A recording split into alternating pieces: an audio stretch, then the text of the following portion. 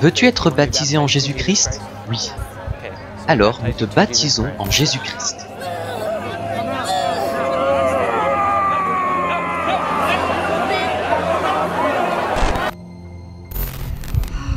Prête à être baptisé sur ta propre foi? Oui. Prête à suivre Jésus avec tout ce que tu as? Oui. Amen. Alors meurs avec Christ. Romains 6, 4. Nous avons donc été ensevelis avec lui par le baptême en sa mort, afin que, de même que Christ est ressuscité des morts par la gloire du Père, nous aussi nous vivions une vie nouvelle. Ressuscite avec Christ.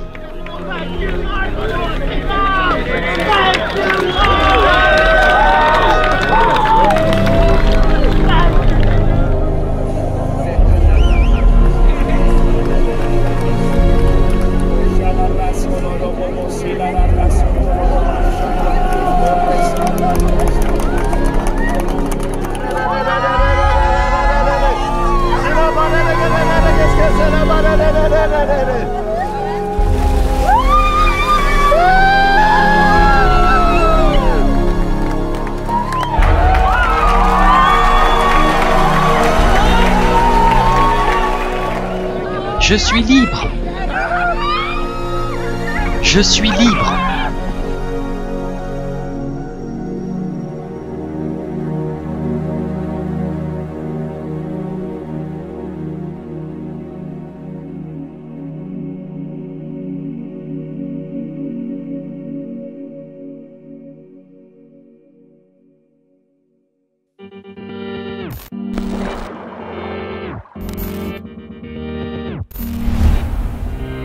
Out of the dark into the light, thought I was lost in life, but then he came and opened up my eyes. Thought I was weak, no strength, you held me up with your hands, made me believe that nothing is in vain. Lord, with you I overcome. All that was will be undone when love comes around.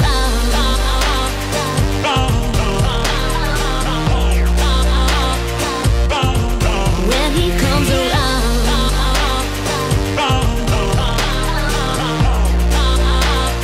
When Jesus comes around.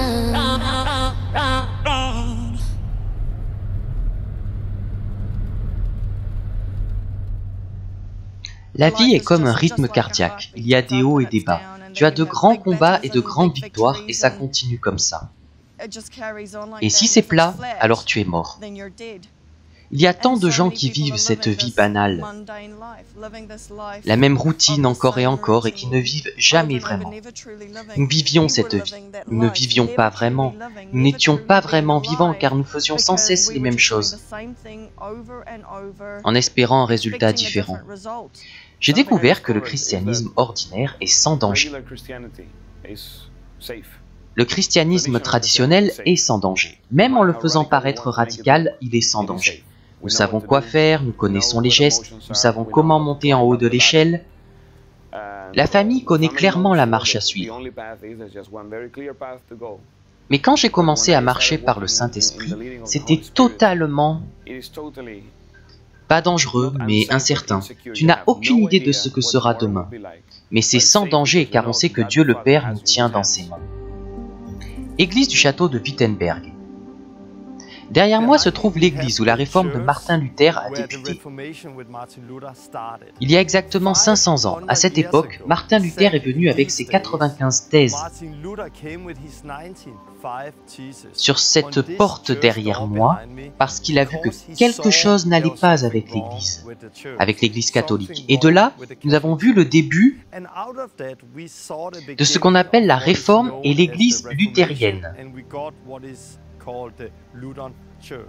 Mais Martin Luther n'a pas réformé l'Église en retournant à ce qu'on lit dans la Bible. Nous avons toujours le bâtiment derrière moi. Et vous ne pouvez pas faire la différence entre une église catholique et une église luthérienne. Nous avons toujours le même système d'église. Mais où est la vie? La vie fait défaut, la vie conduite par le Saint-Esprit. La vie où Jésus marche par son esprit en nous. Où nous voyons des gens libérés, guéris et délivrés de démons. Canada, Moncton. Il y a environ 9 ans, on m'a diagnostiqué une névralgie occipitale. C'est une maladie douloureuse où les nerfs de la tête sont comprimés par les muscles. J'ai été atteinte à gauche de la nuque et finalement du côté droit aussi. C'était donc très douloureux et ça m'handicapait beaucoup. Je ne profitais pas pleinement de la vie, je ne pouvais pas rire. Je ne pouvais ni courir, ni pratiquer d'activité, sinon les secousses déclenchaient la douleur. J'ai eu beaucoup de rendez-vous chez le médecin pour traiter la douleur. Et un jour, ces gens ont prié pour moi. J'ai commencé à trembler et à manifester quelque chose. Maintenant, prions Dieu et prions pour la liberté et le Saint-Esprit. Ferme les yeux et prie avec moi. Dieu, je viens à toi. Je me repens. Et je te demande de me libérer. Guéris mon corps. Guéris ma tête. Viens avec ton Saint-Esprit, maintenant. Sors, sors. Va-t'en. Sors maintenant. Quitte-la. Sors, sors. J'avais le sentiment de ne pas pouvoir respirer, que quelque chose me quittait. Quelque chose est vraiment sorti de ma bouche. Je me souviens d'avoir toussé et étouffé. Je me disais, je ne peux pas respirer. Que se passe-t-il? Sors, sors, encore. Sors, sors maintenant. On m'a amené à part pour continuer à prier. Et finalement, j'ai senti que quelque chose quittait vraiment mon corps. Et j'ai aussi senti une douleur intense dans mes oreilles. C'était très douloureux, comme si ça explosait de mes oreilles. Après cela, les douleurs avaient disparu. J'ai testé, j'ai tenté de faire certains mouvements de tête pour voir si je pouvais déclencher la douleur, mais elle n'était plus là. C'est parti. C'est bon, c'est bon! Le lendemain, je me suis réveillée avec une douleur et j'étais vraiment troublée. Puis quelqu'un m'a dit qu'il était très important de renouveler ses pensées. Donc à chaque fois que j'avais une douleur, je la chassais au nom de Jésus et elle me quittait. J'ai commencé à comprendre et à réaliser que c'est un combat. Chaque fois que je la sentais, je la réprimandais et lui disais de partir, puis elle disparaissait. Aujourd'hui, je la sens rarement, et si ça arrive, je la chasse au nom de Jésus et elle part. Comment c'était de voir ton père être libéré? C'était formidable. C'était un honneur pour moi de baptiser mon propre père, de l'entendre parler en langue pour la première fois. C'est une vie entièrement nouvelle. C'est une vie entièrement nouvelle. Tu as été guéri et libéré, tu as reçu le Saint-Esprit, et ton Père maintenant est libre et a reçu le Saint-Esprit. Waouh, Dieu est si puissant. La peur était une chose considérable dans ma vie. J'ai eu souvent peur. Et je me sentais incapable de faire quoi que ce soit car j'étais trop effrayé. J'avais toujours l'impression de traîner un gros boulet autour des chevilles. J'étais trop effrayé pour me lancer dans quoi que ce soit. Quand j'ai été baptisé, j'ai senti que ça m'a quitté, j'ai senti ce poids tomber de mes épaules. Et je ressens beaucoup plus de liberté maintenant. Depuis, j'ai ce feu dans mon cœur pour sortir prier. Prier pour les gens et être un disciple. C'est vraiment devenu un style de vie pour moi. Trouver des gens avec des douleurs, leur montrer ce que Dieu veut faire et combien Dieu les aime et partager simplement l'évangile avec eux. J'ai tellement grandi avec Dieu et il m'a montré tellement de choses. D'abord, c'était effrayant d'aller dans les rues, surtout seul. Mais finalement, on y arrive et on apprend à aimer ça. Il y a quelques personnes qui ne veulent plus nous parler. Ils s'imaginent que nous sommes dans une secte, ou dérangés, ou différents. Mais avant, lorsque j'allais à l'église et que je ne partageais pas l'évangile, tout allait bien. Mais maintenant que je sors et que je vis comme Jésus le demande, les gens semblent nous regarder comme des gens bizarres. Il y a plusieurs personnes sceptiques qui disent des choses sur moi sur Internet. C'est parfois difficile quand vous allez sur les réseaux sociaux et que vous voyez des choses sur vous. Mais pour rien au monde, je ne changerai. Car maintenant, je vis vraiment comme un disciple de Jésus et ça vaut la peine. Peu importe la persécution que je subis, car cela signifie que je fais quelque chose de bien.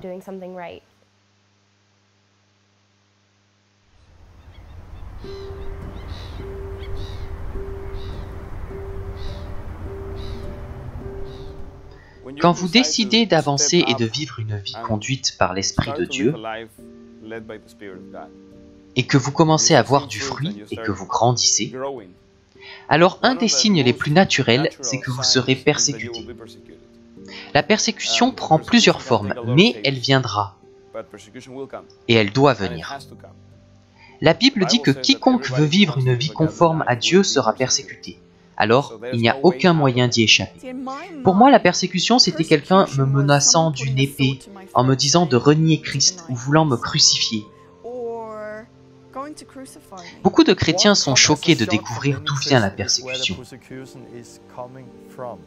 Bien sûr, nous expérimenterons la persécution de gens ne connaissant pas Dieu. Mais très souvent, c'est du système religieux que vient la persécution.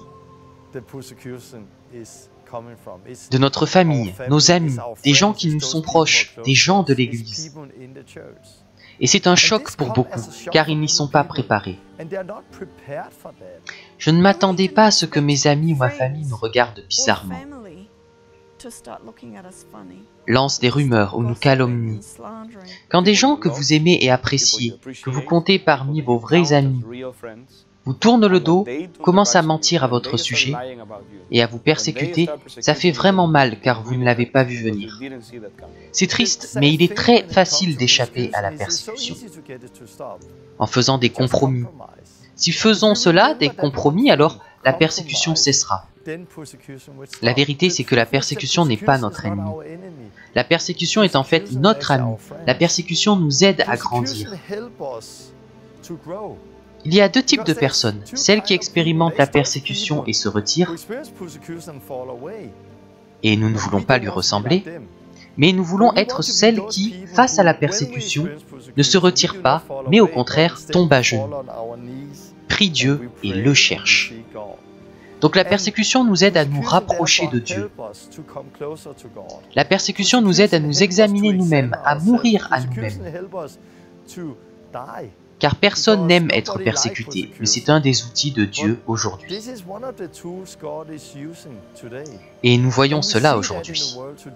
C'est souvent dans les pays où la persécution est la plus intense que nous voyons l'Église grandir. 2000 ans d'histoire nous montrent que la persécution n'a jamais été l'ennemi de l'Église. Quand tout va bien, le péché revient lentement. Quand tout va bien, les gens s'endorment. Mais quand la persécution commence, les gens se réveillent et commencent à chercher Dieu comme jamais auparavant et le royaume de Dieu grandit.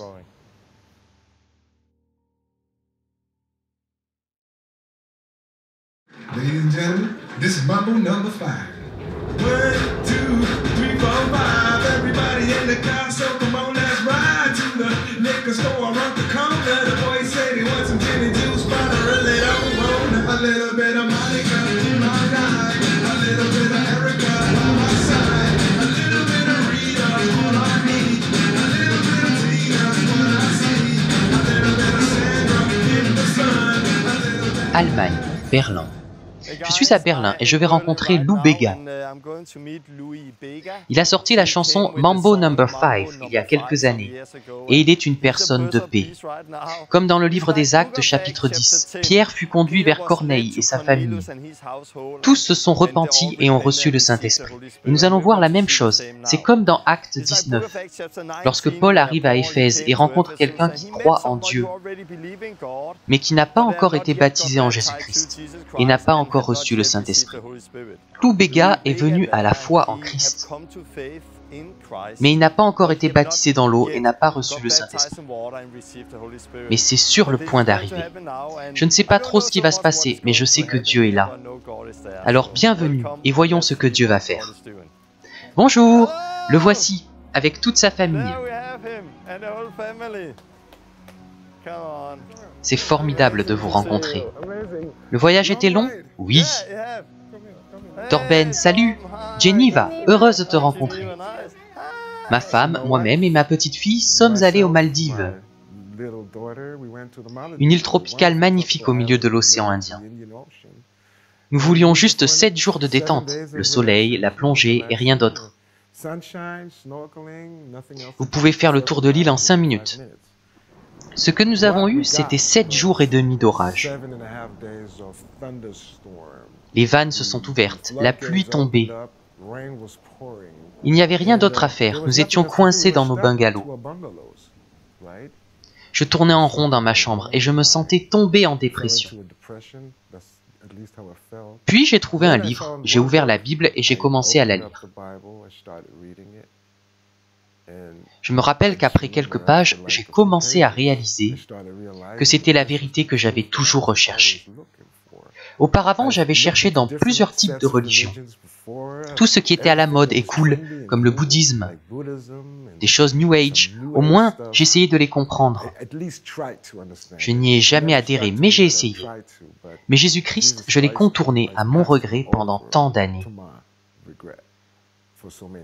Il était là, il m'appelait, nous donnant l'occasion de le chercher, de le trouver. Et je ne pouvais pas vraiment fuir, j'étais dans un bungalow sur une île. Alors j'ai commencé à lire et j'ai été tellement convaincu. En quelques secondes, je me suis effondré, j'ai commencé à pleurer.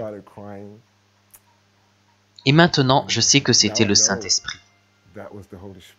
Alors j'ai appelé ces gens-là, et ce n'est pas dans ma nature. Ce n'était pas dans ma nature orgueilleuse d'appeler des gens pour leur demander une faveur. Mais dans ce cas, c'était la bonne chose à faire. Je savais que moi, ma famille et tous autour de moi avaient besoin d'être baptisés, avaient besoin de s'approcher de Jésus. La maison de Corneille est l'histoire d'un gars appelé Corneille, qui était un homme juste qui cherchait Dieu, mais il ignorait le chemin à suivre. Il cherchait simplement Dieu, et un jour, Dieu a conduit Pierre dans sa maison. Et toute sa maison est venue à la foi. Et je sens que c'est la même chose qui se passe ici. Il ne s'agissait pas seulement de David, Lou Bega. Dieu voulait toucher toute la famille. Et nous sommes arrivés dans cette maison. Comme on le lit dans Luc chapitre 10. Lorsque vous trouvez une personne de paix, entrez dans la maison, mangez et buvez ce qu'on vous donnera. Le Saint-Esprit travaille au travers de la repentance. Personne ne peut venir à Dieu à moins que le Saint-Esprit ne l'attire. Donc, quand on commence à chercher Dieu, c'est en fait le Saint-Esprit qui nous attire. Le premier pas est la repentance. La repentance est un cœur nouveau, qui vous donne une nouvelle conscience envers les choses. Mais ce n'est que le début du salut, ce n'est pas le tableau complet. Car maintenant il y a une nouvelle vie qui a commencé en vous. Mais le corps est mort, et que fait-on avec un cadavre? Il faut l'ensevelir, car si on n'ensevelit pas ce cadavre, il va contaminer la vie. Dieu, je crois en toi. Je crois en toi, Jésus. Je me repens de mes péchés. Et je te demande, viens Jésus, sauve-moi, libère-moi. Viens avec ton Saint-Esprit, remplis-moi, baptise-moi. Maintenant, au nom de Jésus. Partez. Liberté, liberté, maintenant. quitte-le, sors, maintenant. Peur, va-t'en. Pars maintenant, au nom de Jésus. Je commande à tout esprit d'addiction de partir, maintenant. Quitte-le, quitte-le, sors. Saint-Esprit, remplis-le, plus, plus, ton amour, Saint-Esprit. Remplis-le, plus. Je proclame la liberté. Le Saint-Esprit est sur toi maintenant.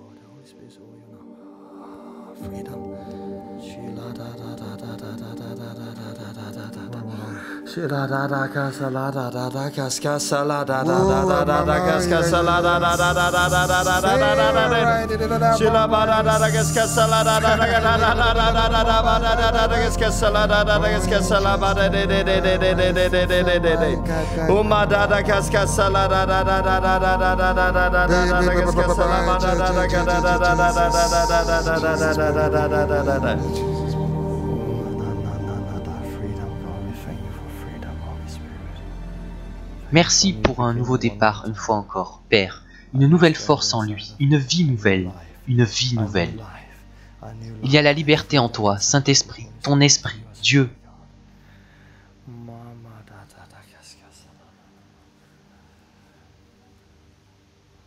Jésus, merci. Saint-Esprit, merci.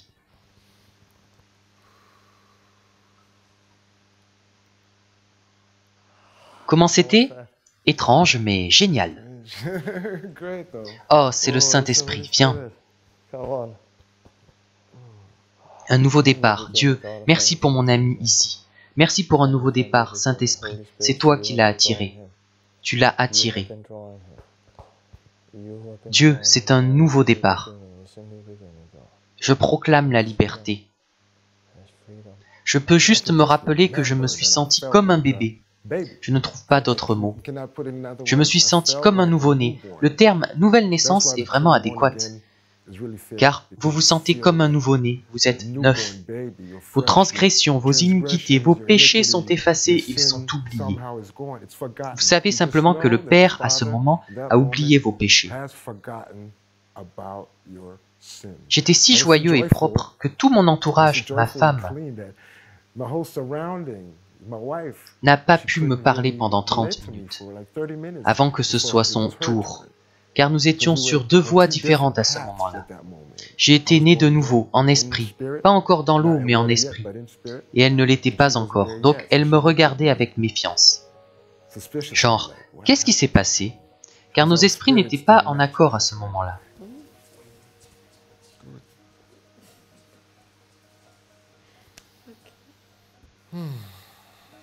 C'est bon, Jésus, merci pour tout ce que tu m'as donné.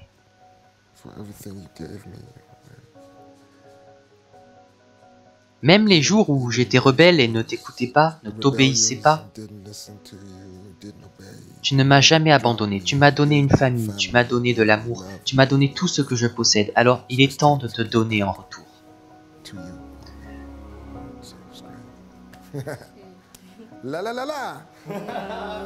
C'est comme, c'est bizarre, tu veux chanter, tu veux danser, mais en même temps tu veux juste, oh mon Dieu. J'étais pleinement enlacé dans son royaume. Je pense que c'était le sentiment d'Adam quand il marchait dans le jardin. C'est la seule image que je trouve pour illustrer ça. Vous êtes pleinement connecté à Dieu. Vous marchez dans sa gloire et il vous regarde avec des yeux aimants. Et vous êtes simplement avec lui. Et même si ce n'est qu'un instant, car vous êtes toujours dans un corps de chair,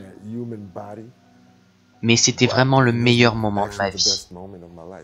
Je pourrais l'exprimer ainsi, oui.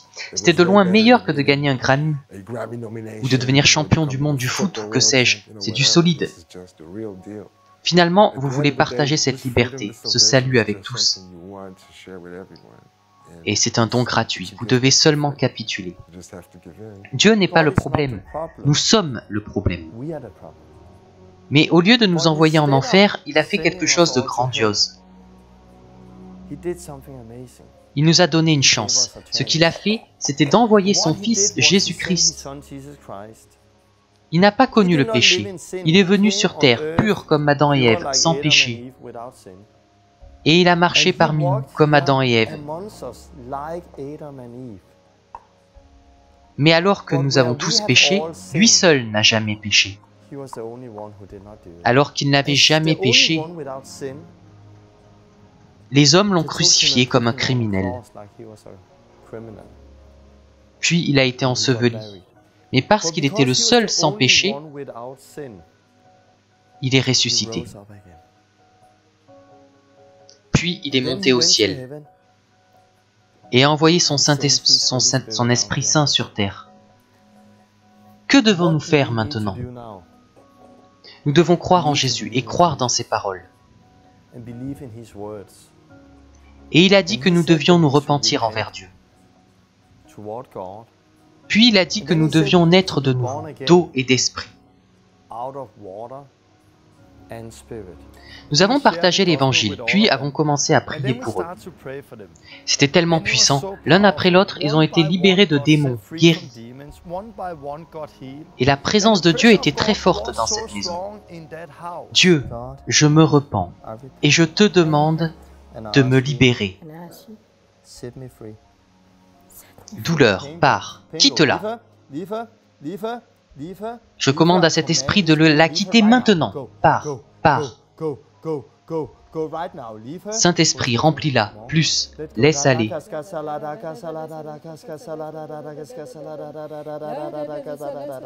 Liberté, maintenant. Saint-Esprit, remplis-la, plus, plus. Liberté, maintenant, remplis-la, Saint-Esprit, de ton amour. C'est ton amour, Saint-Esprit. Toute douleur à l'intérieur, je commande à cette douleur de partir. Lâche prise. Laisse aller, laisse aller. C'était comment? C'est parti? Plus de douleur. C'est parti? C'est parti.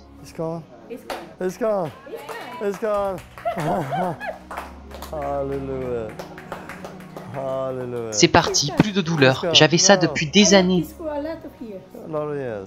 Mon fils le sait. J'allais toujours chez le docteur et je prenais tous ces médicaments. C'est parti, c'est parti. Alléluia. C'est le Saint-Esprit.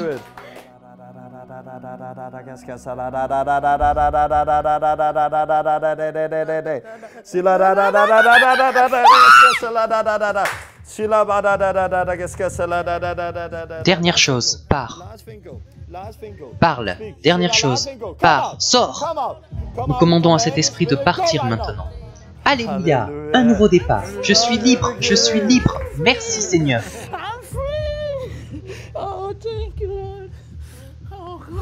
Merci Jésus. Et comme tu as dit, beaucoup n'y croient pas de nos jours. Mais c'est tellement biblique, c'est ce que nous lisons dans la Bible. C'est biblique, mon ami, c'est puissant, c'est réel. Oui, c'est réel, et les gens ont besoin de voir cela. J'avais des attaques bizarres, comme des voix et des pensées. Non, ce n'est pas bien, ne fais pas ça, c'est une secte. J'ai été vers mon mari et j'ai dit, arrêtons ça. Je ne veux pas cela, c'est bizarre. Ça me semblait bizarre. Il m'a dit, non, non. Il riait et était plein d'amour. Il disait, c'est beau, ne pense pas comme ça, c'est magnifique, crois-moi. Quand tu seras baptisé dans le Saint-Esprit, tu ressentiras la même chose. Et moi je disais, non, je ne te crois pas, arrêtons cela. Je ne sais pas, j'avais une grande attaque à ce moment.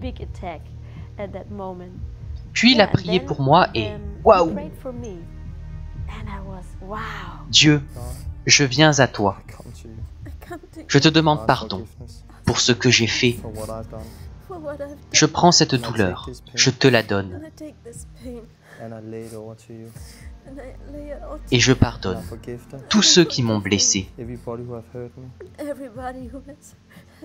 Et je te demande de me libérer.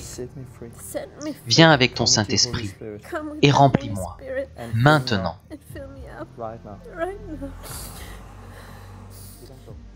Lâche prise. Je commande à cette douleur de partir. Sors! quitte-la, lâche prise. Douleur, pars. Douleur, sors, lâche-la. Esprit de peur, esprit impur, quitte-la, quitte-la. Sors, sors.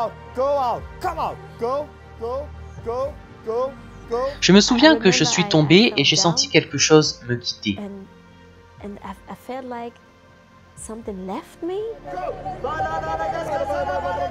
Puis je me suis levé. Le Saint-Esprit est venu en moi et je me suis levé, je ne sais pas.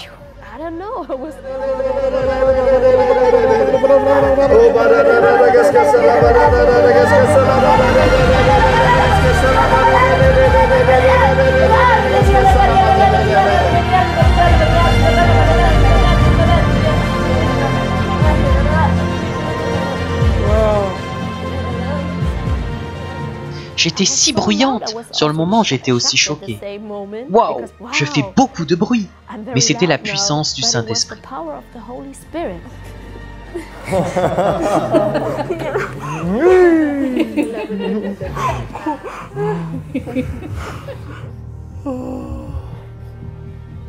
Wow.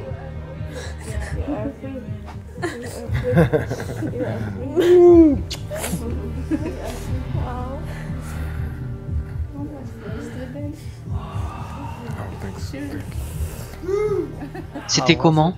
Je ne sais plus où je suis. Tu es toujours là. Viens, que Dieu te bénisse. Merci. Il y a la liberté maintenant. Merci infiniment. Merci. Jésus, merci. Merci car tu es dans ce lieu. Merci pour ton Saint-Esprit. Jésus, tout tourne autour de toi et ton esprit. Jésus, nous te remercions, Jésus, pour tout ce que tu fais. Merci pour toutes ces vies qui sont changées ce soir. Nous voulons te louer, t'honorer. Que cela ne s'arrête jamais.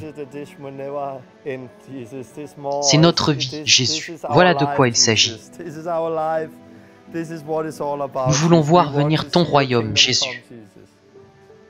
Nous t'aimons, Jésus. Nous voulons te servir. Viens avec ton Saint-Esprit. C'est froid? Oui, mais peu importe. David, tu ne te fais pas baptiser envers une église. Ce n'est pas une adhésion. Ce n'est pas seulement un signe extérieur. Il s'agit vraiment d'un enterrement de l'ancienne vie et du lavage des péchés. Tu es baptisé en Jésus-Christ. Car tu meurs avec Christ et ressuscites avec Christ. Comme Jésus, il s'agit de la croix. Jésus est mort à la croix. Il a été enterré, il est ressuscité. Nous devons mourir, nous repentir envers Dieu, être ensevelis. Comme Jésus a été enseveli, puis nous ressuscitons dans la puissance de l'Esprit. Nous sommes donc maintenant en Christ. Baisse tes mains. Tu es prêt? Je suis prêt. À être baptisé selon ta foi en Jésus-Christ? On va te plonger en avant. Alors David, selon ta propre foi, nous te baptisons en Jésus-Christ. Meurs avec Christ, ressuscite avec Christ. Es-tu prête à être baptisé en Jésus-Christ? Agenouille-toi, nous te baptisons en Jésus-Christ. Descends. Meurs avec Christ, ressuscite avec Christ. Quand j'ai prié pour elle tout à l'heure, j'ai tout de suite su qu'elle avait avorté. J'ai senti qu'il y avait la mort sur elle, beaucoup de honte et de culpabilité. Nous ne le cachons pas, nous n'en avons pas honte, nous ne le mettons pas sous le tapis. Allons, il y a la liberté en Jésus. Et la liberté, c'est mettre en lumière. Ce que tu as fait, ce n'est pas bien. Mais tu vas laver cela, et tu dois aussi te pardonner maintenant. Jésus a payé le prix. La gouvernante meurt avec Christ, ressuscite avec Christ. La mère de Geneva meurt avec Christ, ressuscite avec Christ. La tante meurt avec Christ, ressuscite avec Christ. Le jardinier meurt avec Christ, ressuscite avec Christ. Le neveu meurt avec Christ, ressuscite avec Christ. Alléluia, que Dieu te bénisse.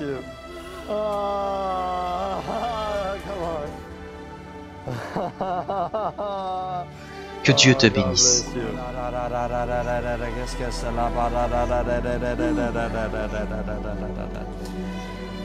Un nouveau départ. Alléluia.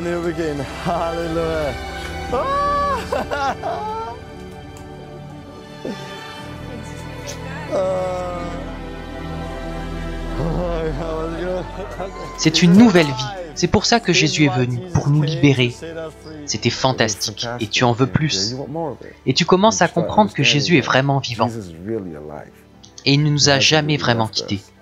Ce fut une grande révélation pour moi, car comme 99% des chrétiens traditionnels, nous pensons qu'il est mort, ressuscité, et puis a disparu. Non, il est parmi nous. Si nous le cherchons, il est plus que disposé à venir habiter parmi nous. Mais c'est nous, ce sont nos transgressions, c'est notre manque de volonté qui l'empêche. Alors c'était peut-être le moment où j'ai commencé à comprendre que Jésus peut et veut être avec nous si nous le laissons, si nous le cherchons. Et cela fait sens. Tout le reste, c'est de la religion.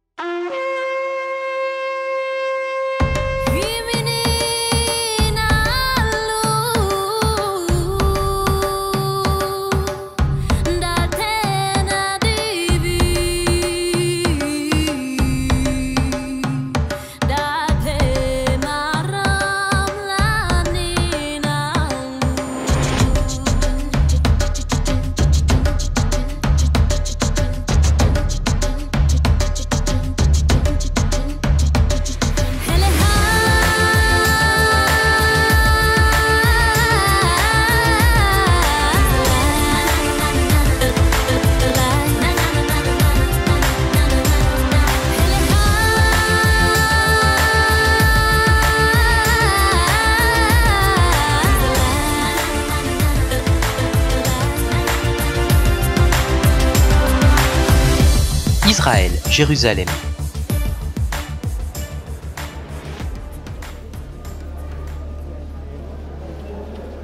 La tradition dit qu'ils l'ont déposé juste là, après sa mort. Ils l'ont déposé là, avant de l'enterrer. Et regarde ici.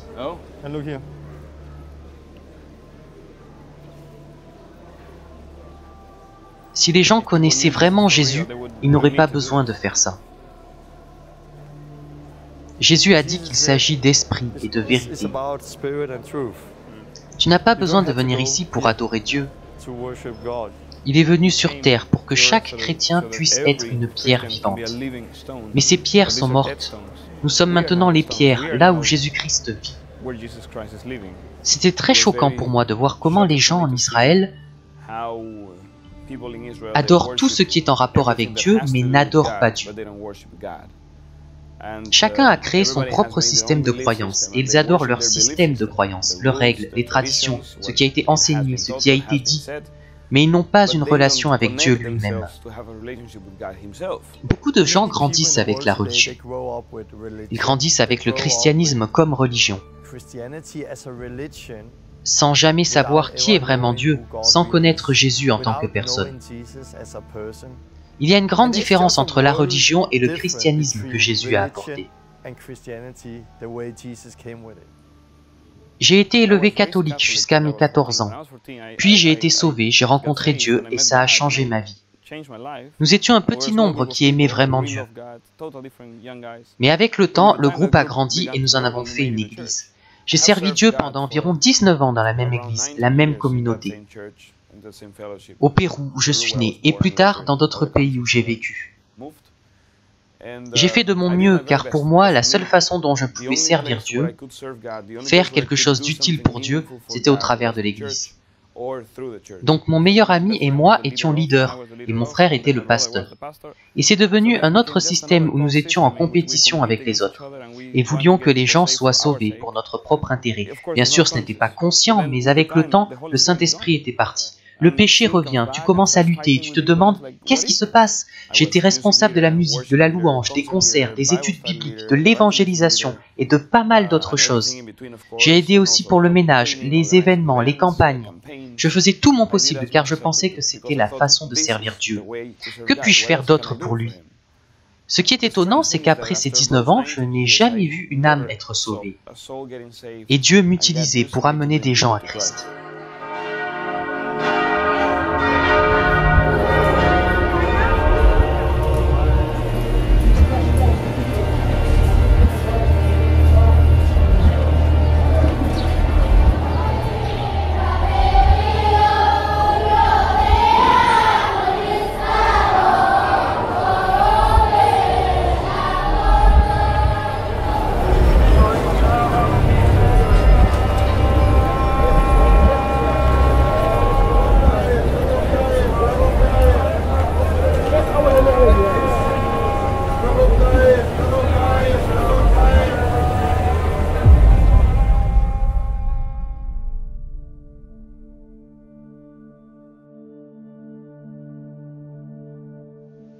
Il n'est pas ici, car il est ressuscité.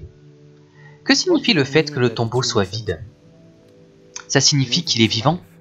Alors s'il est vivant, on peut avoir une relation avec lui. On ne peut pas avoir une relation avec un mort. Il doit être vivant pour avoir une relation, donc ça veut dire qu'on peut le connaître. Et c'est là tout l'intérêt. Il y a une différence entre lire sur lui, étudier sur lui, comment il a vécu et ce qu'il était, et le connaître lui et ce qu'il est aujourd'hui. Jésus, je te demande, viens maintenant. Montre-moi que tu es réel. Viens avec ton Saint-Esprit. Remplis-moi maintenant.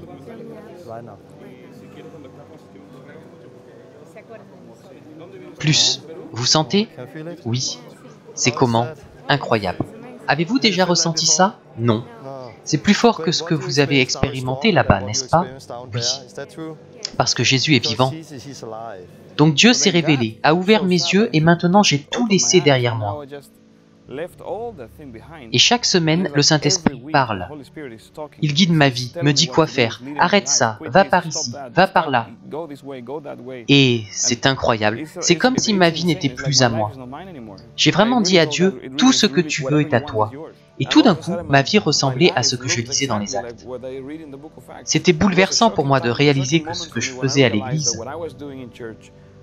n'était en aucun cas une menace pour le diable. Je ne comprenais pas la puissance du Saint-Esprit, donc je ne marchais pas dedans. Guérir les malades, chasser les démons, démontrer la puissance de Dieu, comme dit Paul. Donc j'ai commencé à marcher dans cette vie. Et Dieu a commencé à envoyer des fruits. Je n'avais pas à courir après les gens. Dieu a envoyé des gens qui avaient faim, des gens dans le besoin. Je pouvais leur donner ce dont ils avaient besoin, et les baptiser, les enseigner, en faire des disciples efficaces. Douleur, pars maintenant, au nom de Jésus. Comment est la douleur? Vous la sentez? Un petit peu. Où ça? Ici. D'accord. Douleur, pars.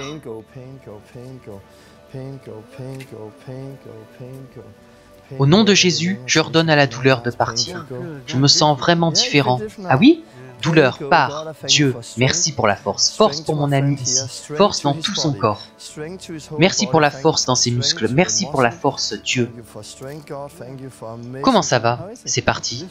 C'est parti maintenant? Ici un petit peu. Dernière douleur, pars. Merci, car la dernière douleur va partir, au nom de Jésus. Ça fait quoi de marcher? C'est bien mieux qu'avant. Oh, on doit partir. Ok, on y va. Oui, que Dieu vous bénisse. Oh Dieu, merci pour la liberté. Remerciez Dieu pour ça. Remerciez Jésus et utilisez votre corps.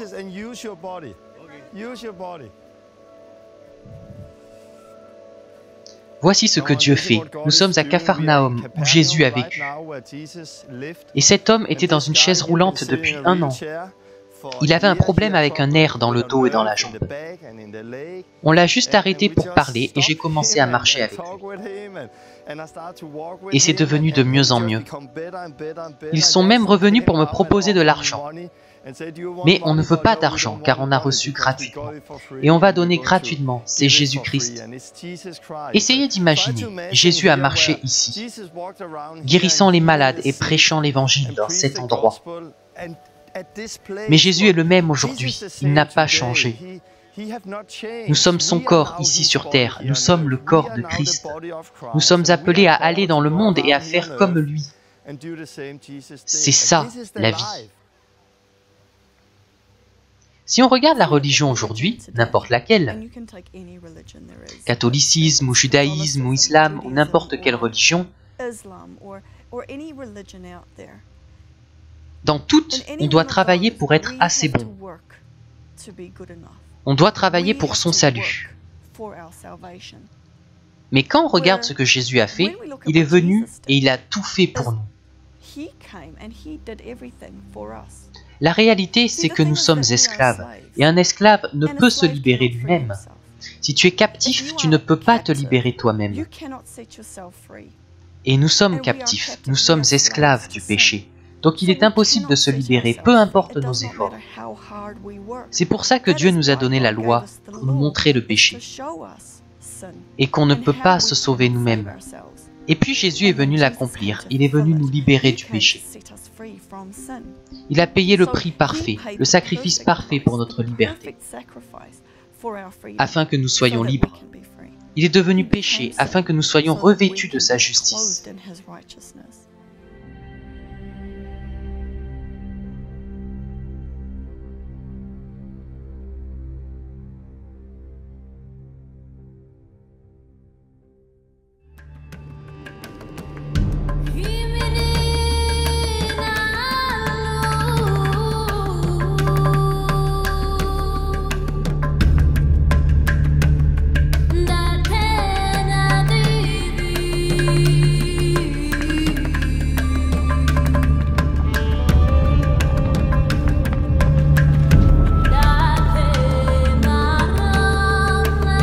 Jordanie, Petra.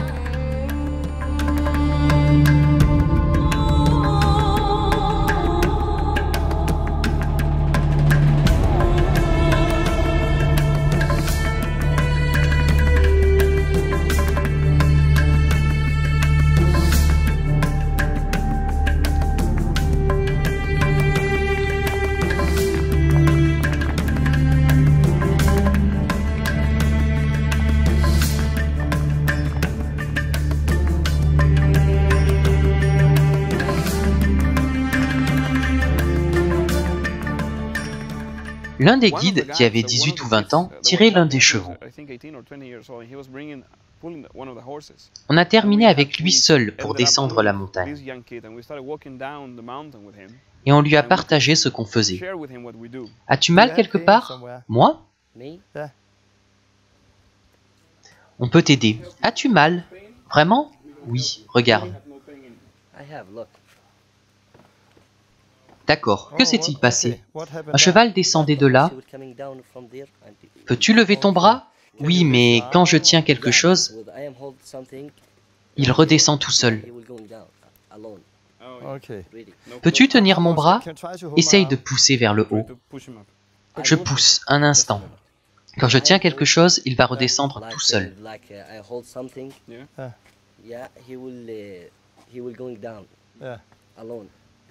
Il va faire ça et redescendre. Si tu es guéri, peux-tu vérifier? Je peux vérifier. J'ai un problème là, je ne sais pas. Je peux prier pour toi? Regarde, il va arranger ça. Oui, je prie. Je prie que les os se remettent en place maintenant, au nom de Jésus. Douleur, part, guérison, maintenant, au nom de Jésus. Essaye encore, vérifie. Prends une pierre. Celle-ci?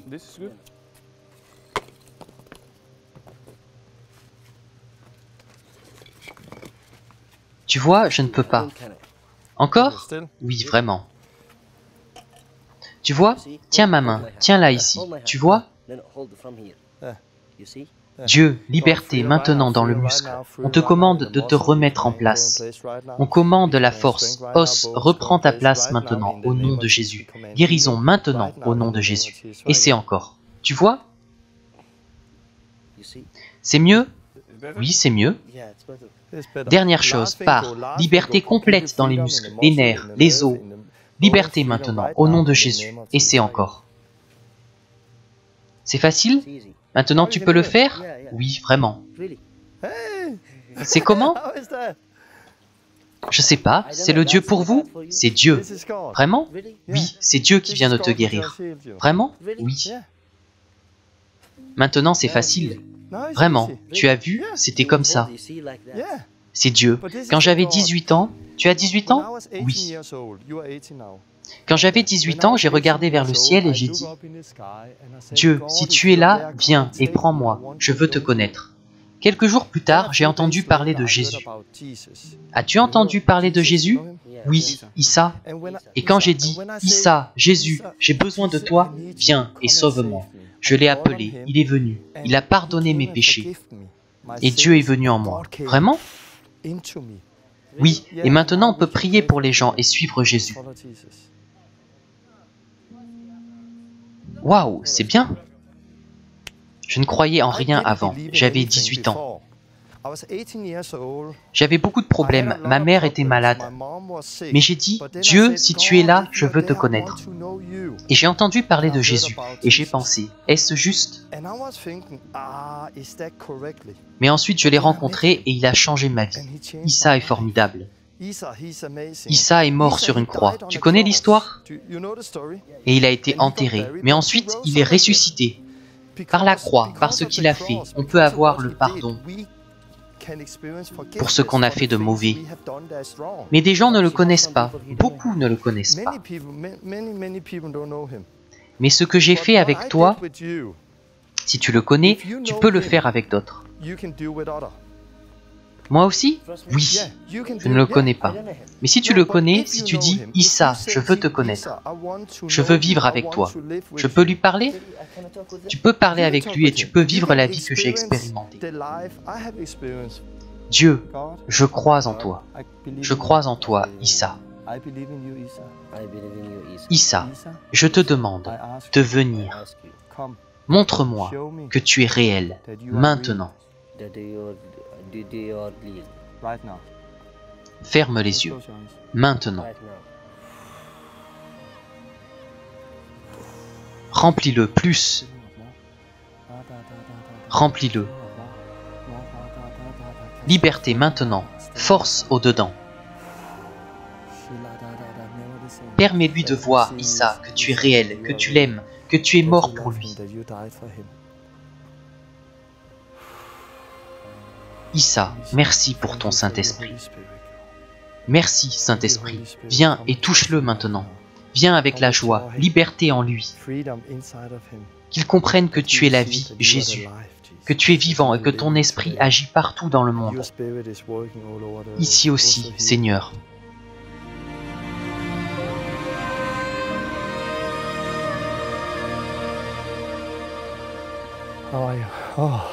Tu as senti? Comment c'était? Bon. Tu as senti l'Esprit de Dieu, c'est réel. Oui. Viens, fais-moi un câlin. Tu n'as jamais ressenti ça avant.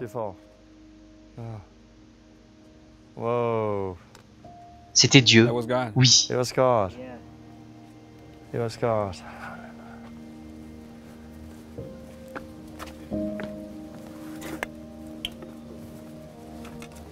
Alléluia, mon ami, c'est réel. Oui, c'est réel. C'est réel. J'avais 18 ans quand j'ai expérimenté ça pour la première fois. Quand j'ai expérimenté que Jésus est vivant. J'avais 18 ans comme toi. Et je crois que Dieu nous a amenés ici, pour toi, aujourd'hui. Je crois que Dieu nous a amenés depuis le Danemark pour toi, pour venir à cet endroit, pour te dire ces paroles. Il a dit, qu'est-ce que c'est? Quelque chose est venu. Nous avons pu lui expliquer comment le Saint-Esprit agit, que Jésus-Christ avait l'Esprit de Dieu, et que l'Esprit qui était en Jésus est le même que nous avons reçu. Et c'est cet Esprit l'a touché et voulait vivre en lui. Il a dit, je ne connais pas Jésus, tu vas le connaître. Que dois-je faire? Rentre chez toi. Ferme la porte de ta chambre et commence à lui demander, Jésus, je veux te connaître, je veux te voir. Oh, j'aimerais vraiment le voir. Tu vas le voir, il va venir par des rêves, il va venir à toi. Continue juste à le chercher. Après cela, nous sommes allés à Petra, vers les ruines. J'étais prudent, je n'approchais pas trop des gens.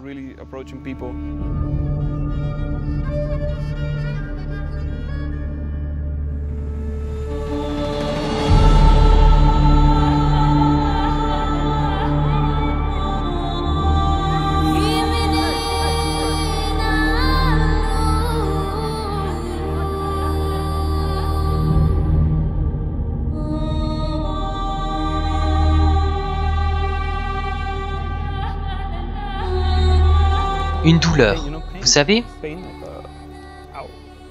Vous allez bien? En pleine forme? Un problème à l'intérieur, je fume trop.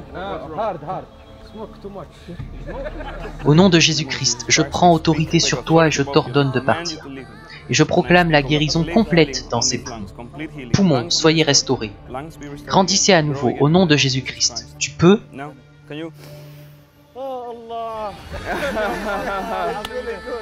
Je te commande maintenant dans le nom de Jésus-Christ. Regardez, c'est bon? Très bien. Merci mon ami. Issa est mort, mais il est ressuscité. Il est allé auprès du Père. Il n'est pas mort. Il n'est pas mort. Il est vivant.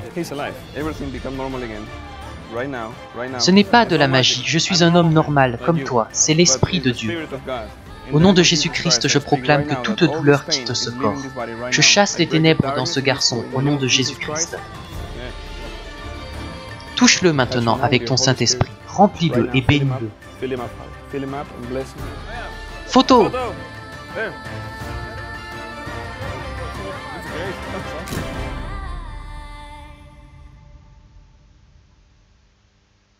Ce qui est étonnant, c'est que sur le chemin, pendant que Torben parlait au garçon, il y avait ce couple qui montait.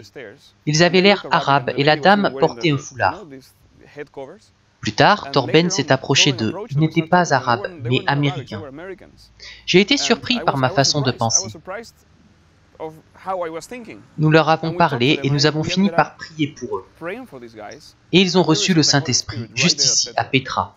Père, merci pour la vie de Jay, merci car il te suit. Il veut être une lumière dans l'obscurité, le sel de la terre. C'est ta promesse du Saint-Esprit. Je te demande, Seigneur Jésus, remplis-le. Envoie ton Saint-Esprit, Père. Envoie ta promesse pour lui. Donne-lui plus, Père.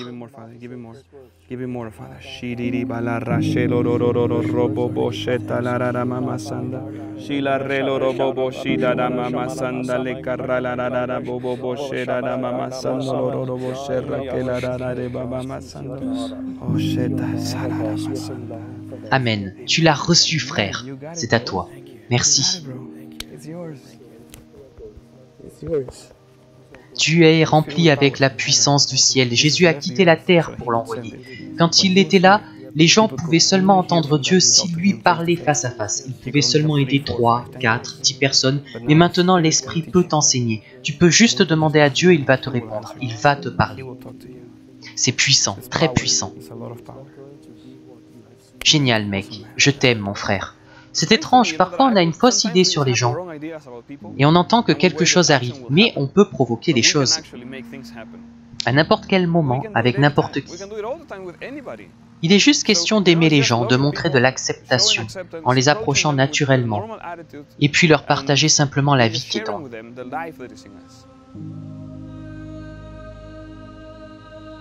Donc, une fois que nous avions terminé notre tour et tout le reste, que tout avait été fait et dit, j'ai dit à ce jeune guide avec le cheval,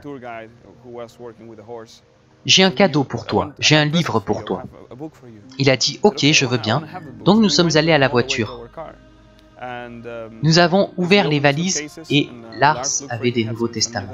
Donc nous lui avons donné. Il a dit « Waouh, c'est pour mon peuple !» car c'était dans sa langue. Donc on peut le lire? Oui, dis-le. Il a dit « Donnez-moi votre email et votre Facebook. » Nous allons garder le contact. J'espère et je crois vraiment que Dieu va en faire une personne de paix ici au cœur de la Jordanie pour atteindre toutes ces personnes.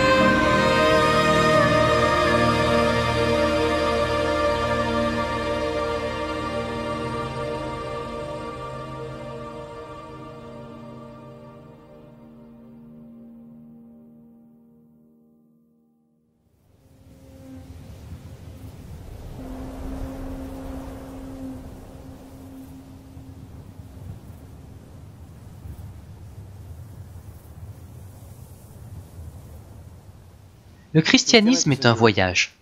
Jésus a dit que celui qui est guidé par l'Esprit est comme le vent. Tu entends sa voix, mais tu ne sais pas d'où il vient ni où il va. Durant ce voyage, tu iras à différents endroits, tu traverseras des déserts. Les déserts sont des endroits secs, sans les choses basiques pour survivre. Tu es complètement seul et tu as l'impression que tu vas mourir. Il n'y a pas de ressources, pas de provisions. Personne avec toi. Tu marches seul et tu es fatigué, épuisé. Et le pire, c'est que tu ne sais pas combien de temps ça va durer.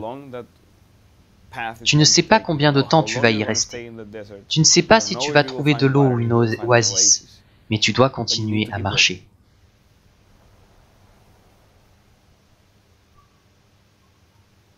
Jésus est notre exemple, notre modèle. Nous voulons être comme lui. Nous voulons vivre comme lui. Nous sommes appelés à vivre comme Jésus. La première chose que le Saint-Esprit fit après être venu sur Jésus,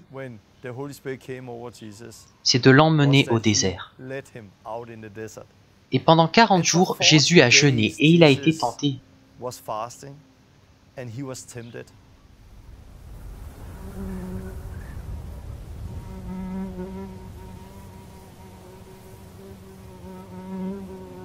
Quand j'étais dans ma période de désert, mon mariage s'effondrait.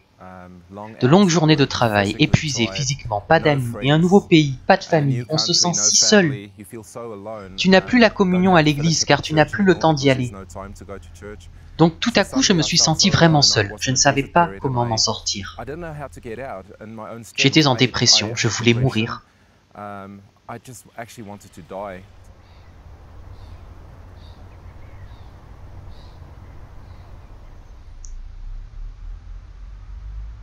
Père, je prie que tu restaures les os, les muscles, tout ce qui est endommagé au nom de Jésus. Tu peux faire fondre le métal, on l'a vu, Seigneur, et on croit en la complète restauration de cette jambe au nom de Jésus. Sentez-vous une différence? Non. Ok, essayez de la bouger, mais ce n'est pas juste de dire... Pas vraiment. À combien est la douleur? De 1 à 10? C'est bon, c'est moins grave que ça en a l'air. Le pire est déjà passé. Croyez-vous en Jésus? À un moment j'ai cru, mais je pense que c'est un peu idiot. Car Jésus n'avait rien à voir avec ça. Des gens intelligents et talentueux ont ouvert ma jambe pour mettre du métal. Et je vais enfin pouvoir marcher. J'étais vraiment une mauvaise personne et il a changé ma vie. Dites-vous que je suis mauvais? Non, moi. Pourquoi est-ce que... C'est la première fois qu'un étranger vient me voir en disant « Vous savez, avant j'étais mauvais. » De quoi ça a l'air? D'un jugement. Pardon, ce n'était pas le but. Alors pourquoi venez-vous? Je veux juste vous voir guéri, désolé. Alors reviens me voir dans 3 mois. Je n'ai pas besoin de toi et de ton Dieu.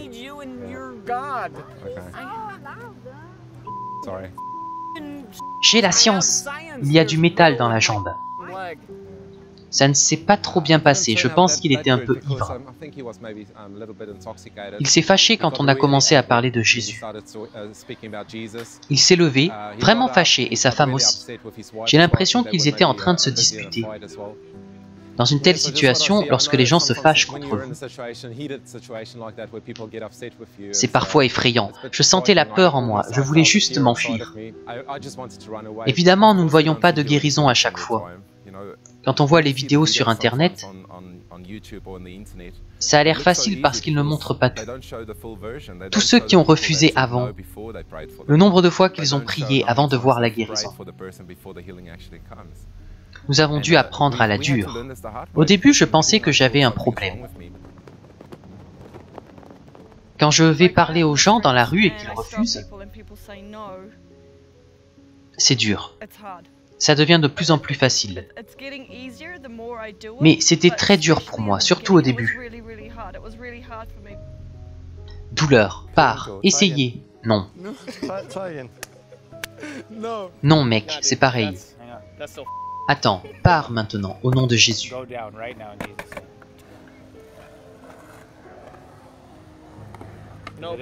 Non, mec, c'est toujours pareil.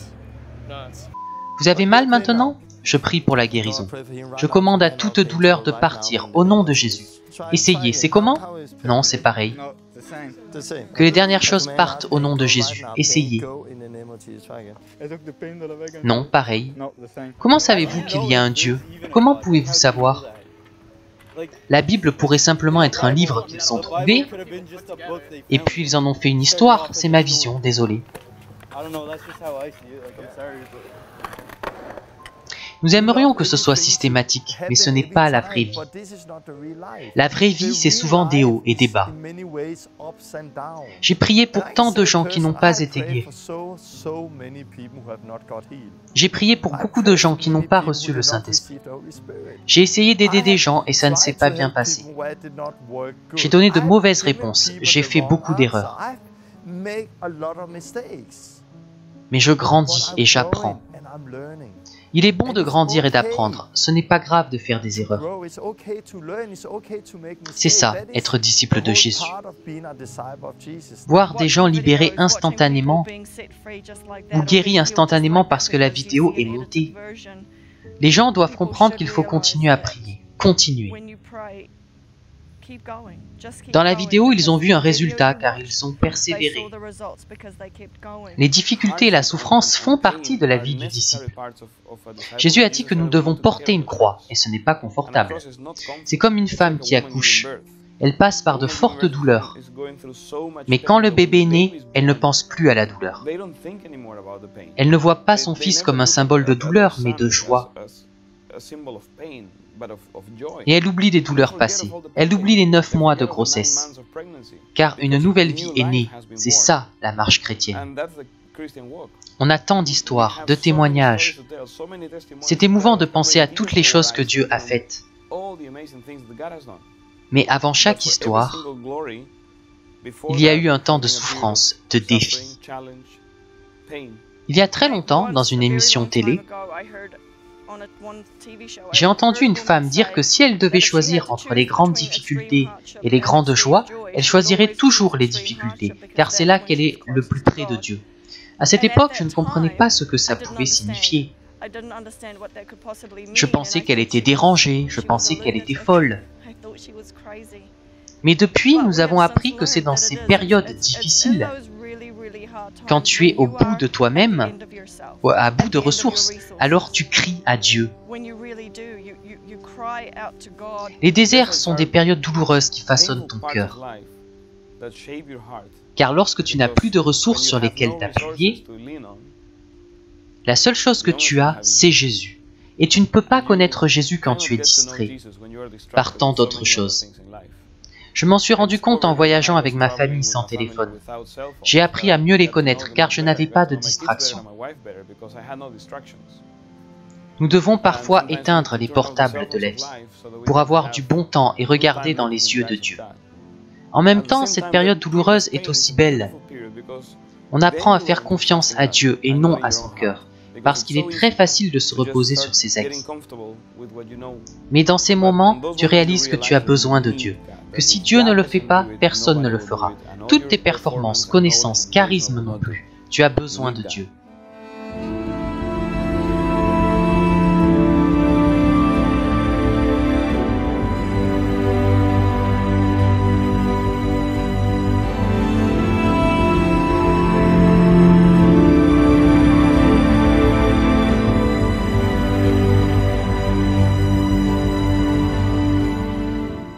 C'est le processus de la vie guidé par le Saint-Esprit.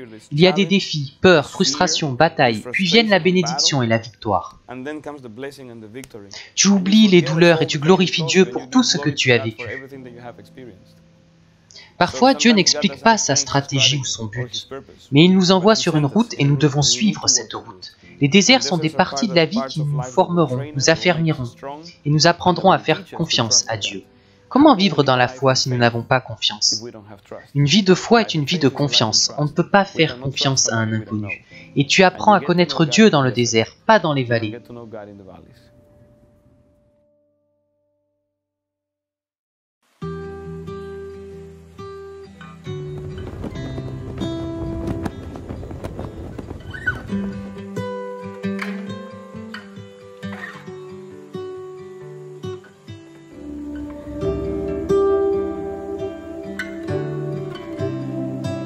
Temple de Salomon, Sao Paulo, Brésil.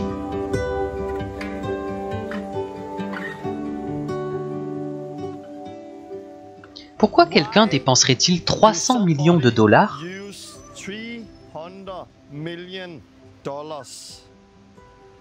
pour construire ceci au milieu d'un quartier pauvre?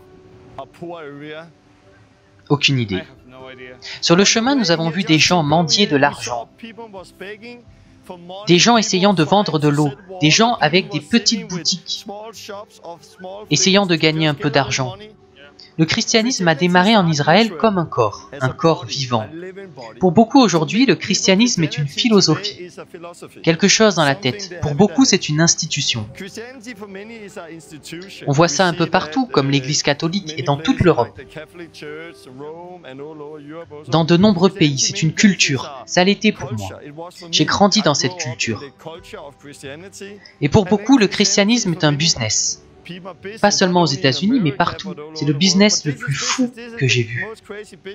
Beaucoup rejettent Dieu à cause de ça. Beaucoup disent « Pourquoi devrais-je suivre Jésus ou devenir chrétien ?» Le christianisme, c'est ça. Je me demande ce que ferait Jésus s'il était là aujourd'hui.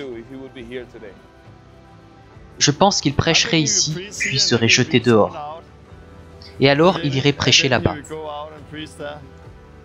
On fait la même chose? Oui, je pense qu'on va faire pareil. À la fin, je me suis dit, voyons si des gens ont besoin du Saint-Esprit. Donc je me suis retourné et j'ai crié. Y a-t-il quelqu'un qui n'est pas baptisé dans le Saint-Esprit? Il y avait un garçon qui n'avait pas le Saint-Esprit et le parlait en langue. Liberté maintenant, ton amour, Saint-Esprit. Saint-Esprit, viens dans ce temple et remplis-le maintenant. Saint-Esprit, maintenant. Puis un agent de sécurité est arrivé. Qu'est-ce que vous faites? Nous venons de prier pour lui. Il a reçu le Saint-Esprit. Et maintenant il parle en langue. Vous n'avez pas le droit de prier ici. Les prières se font uniquement dans le temple. Et c'est le prêtre qui doit prier pour les gens. Donc nous avons été chassés de cet endroit. Et nous sommes allés de l'autre côté de la grille. Là-bas, nous avons commencé à prier pour plus de gens. Viens Jésus, viens et libère-moi. Guéris mon corps. Viens avec ton Saint-Esprit. Remplis-moi, maintenant. Saint-Esprit, remplis cette femme, au nom de Jésus. Touche-la maintenant. Anxiété, pars maintenant. Esprit de dépression, pars, quitte-la.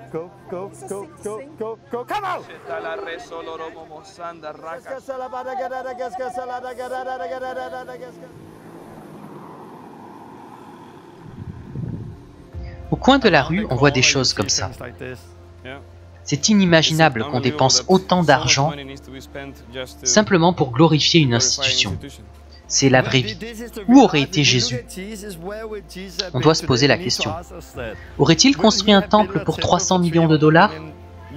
Non, il aurait été ici. Jésus n'est pas venu pour les vertueux. Il est venu pour ceux qui avaient un besoin. Les gens ici ont un besoin. Jésus nous a dit de briller, d'être le sel de la terre. Cela signifie que nous devons être là où il y a les ténèbres, dans les lieux sans saveur, afin qu'ils puissent sentir la différence. Nous devons investir nos vies dans celles de ces gens qui sont dans les ténèbres, venir ici et essayer de répondre à leurs besoins. C'est un autre aspect du vrai Brésil que nous voyons. Il y a beaucoup de gens ici et partout dans le monde qui ont une vie différente.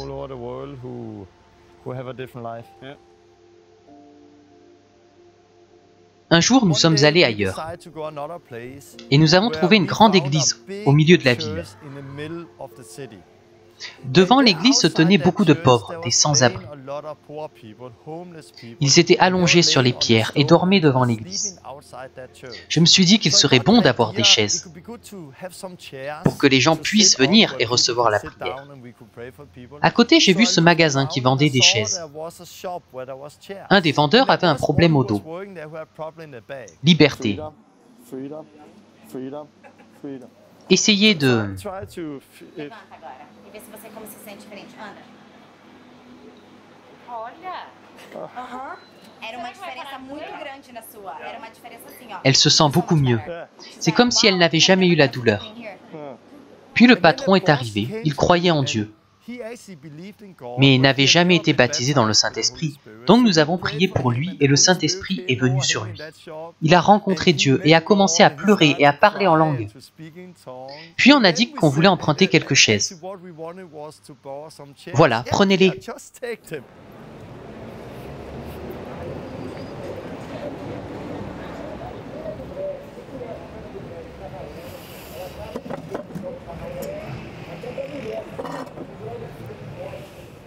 Vous parlez anglais? Avez-vous une douleur dans le corps?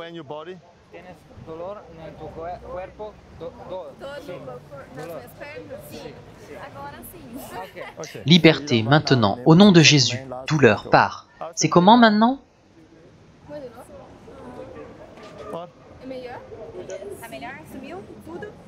C'est parti. Liberté au nom de Jésus maintenant. Essayez de bouger votre dos.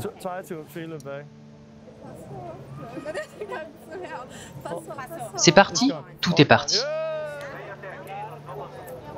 Elle a mal. Tu peux venir? Dos, reviens en place. Au nom de Jésus maintenant. C'est parti? Saint-Esprit, plus, touche son cœur, libère-le. Oh Jésus, viens avec ta présence maintenant. Lâche prise, sors, sors.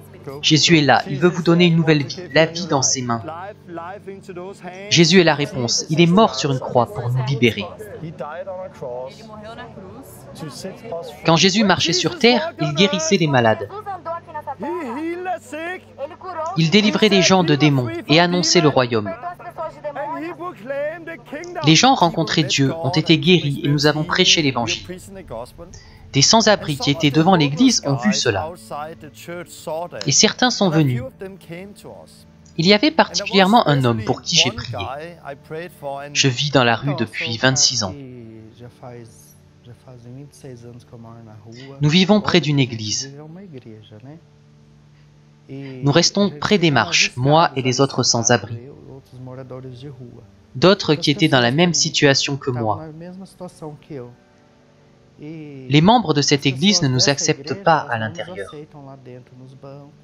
Nous ne pouvons pas entrer boire de l'eau. Ils ne nous donnent pas de nourriture, rien. Nous restions simplement sur les marches. Ils ne peuvent pas rester avec nous qui sommes humains comme eux. Nous sommes considérés comme des déchets par l'Église. Mais hier, des types sont venus prier avec des femmes. Dans le parc où je vivais. En fait, quand les gens priaient dans le parc, je voulais juste un câlin car je suis en manque d'affection. Il veut juste un câlin de ta part. Que Dieu te bénisse. Tu parles anglais? Tu connais Jésus? Oui, Jésus. J'aime Jésus. Ferme les yeux. Dis, Jésus, je crois en toi. Je veux vivre avec toi. Libère-moi. Viens avec ton Saint-Esprit. Remplis-moi maintenant.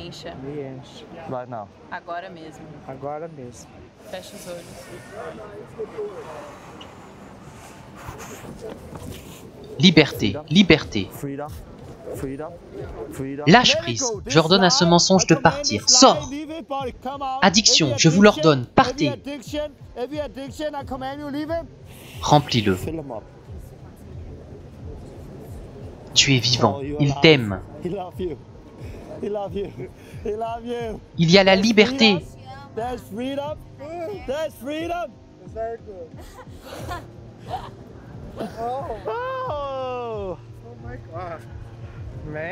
C'est le Saint-Esprit.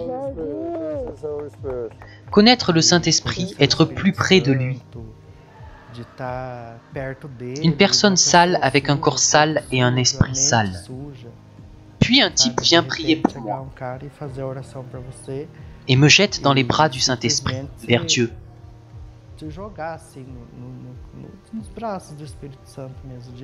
Ce type nous a suivis jusqu'à l'hôtel. Il a dormi devant l'hôtel cette nuit-là. On l'a appris le lendemain, parce qu'il est venu à la réunion. Pendant la réunion, il a expliqué ce qu'est le baptême.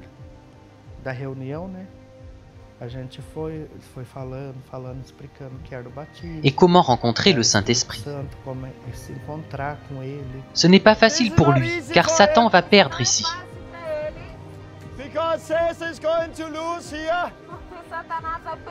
Et il t'avait vraiment lié dans plusieurs domaines.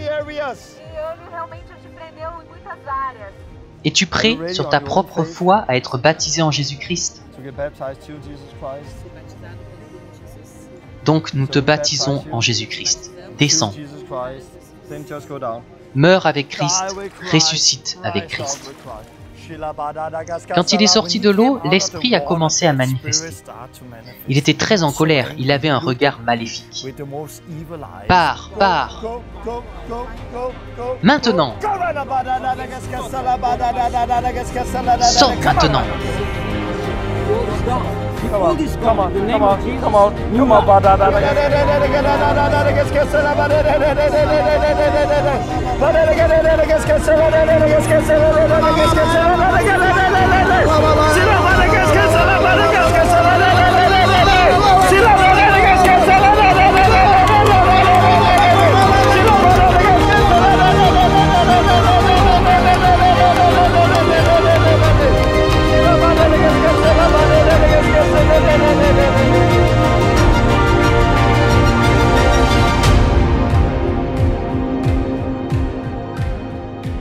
Il y avait des démons qui ne voulaient pas que je sois baptisé. Je ne me sentais pas bien avant le baptême. Mais après, je me sentais léger et heureux. Je sens la présence de Jésus à mes côtés, du Saint-Esprit lui-même. Dans la soirée, il a amené 5 ou 6 de ses amis à la réunion. Et ils ont vu le changement en lui. Il y a encore 2 jours,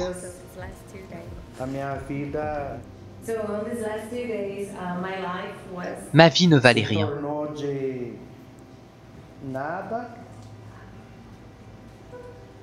Maintenant, je suis un évangéliste.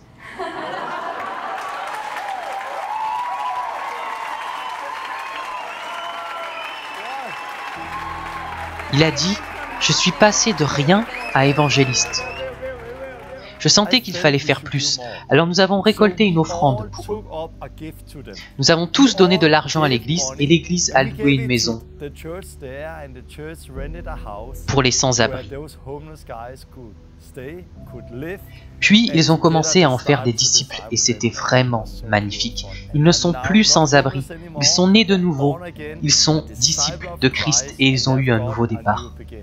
Beaucoup de gens n'ont pas l'habitude parce qu'ils ont l'habitude de la religion.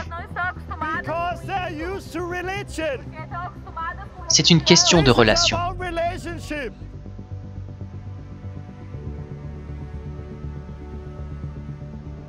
Peut-être que vous me voyez comme quelqu'un de spécial. Vous vous dites, c'est un pasteur, c'est un grand homme de Dieu. Non, il ne s'agit pas de moi, il s'agit de Christ en moi. Et si vous vous repentez, si vous vous faites baptiser et recevez l'Esprit de Christ,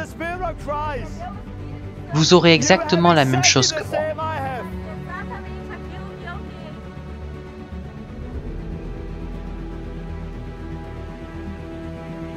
C'est le début, il y a une vie devant.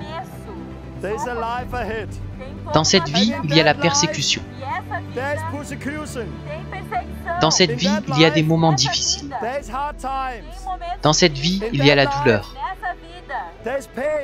J'ai beaucoup pleuré, j'ai traversé beaucoup de choses. Mais ce qui en ressort est tellement plus beau.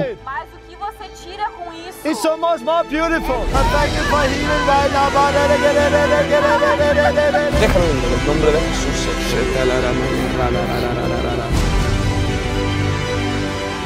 C'est le Saint-Esprit qui vient sur les gens. Parfois ce sont des démons, parfois c'est physique. Mais nous sommes appelés à le chasser, peu importe ce que c'est.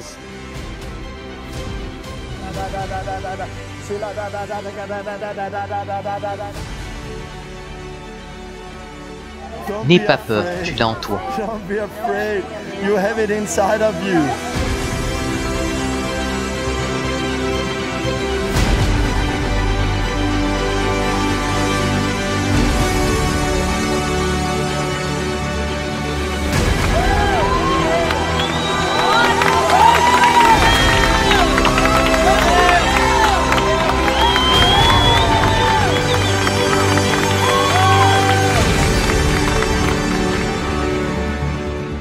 Nous devons revenir à l'essentiel. Nous devons revenir à une relation avec Dieu.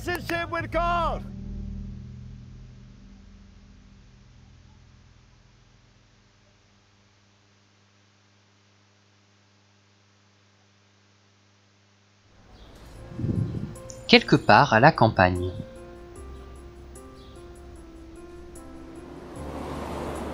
Un an plus tard. Sois ici avec ta direction, avec ta bonté, avec ton amour et ta vérité, cette vérité qui nous rendra libres. C'est ta parole, ta cause, c'est tout ce que nous avons besoin de savoir. Tout ce dont nous avons besoin, nous voulons tous être libres. Nous voilà un an après le baptême dans notre nouvelle maison.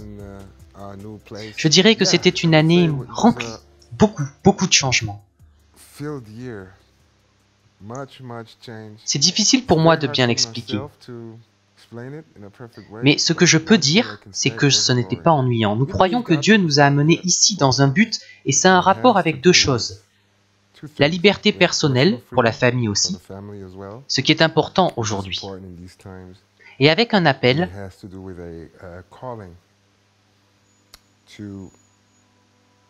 à investir davantage dans les perdus, les brisés, les négligés, ceux que nous n'aimons pas inviter dans nos belles maisons. Nous avons donc décidé d'aller à la campagne. La première personne que Dieu nous a mise à cœur est un certain Christopher. Nous sommes allés au foyer où il vit, avec d'autres sans-abri. Nous avons parlé de Dieu et il a été touché. Au début, c'était difficile pour lui de s'ouvrir, parce qu'on était des étrangers. Mais ensuite, il a été touché par le Saint-Esprit. C'est pourquoi nous sommes revenus et l'avons invité à la maison. Mesdames et messieurs, voici tasses et cookies.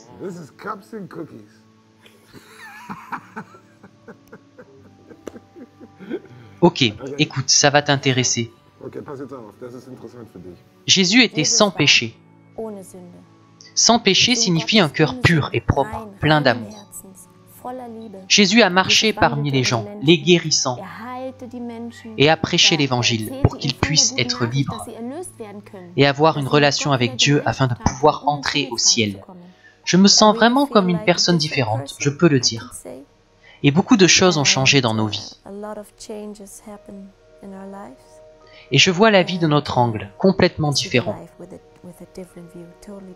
En réalité, il est ici, juste ici, et il veut que tu le connaisses. Il est ressuscité, ce qui signifie qu'il est ici. Il n'est plus sous terre, il est là, là. Il voit ton cœur. Il sait qu'aujourd'hui peut être le jour de ton salut. Je ne veux pas que tu sois arraché de ma main. Comment te sens-tu? Tu pleures, c'est une bonne chose. Laisse aller, c'est bon.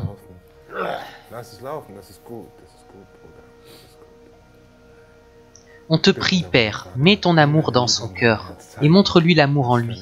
Viens, Père. Apporte ton amour, montre-lui qui tu es, montre-lui la vérité. Il n'a qu'une tenue, donc nous lui avons acheté des vêtements.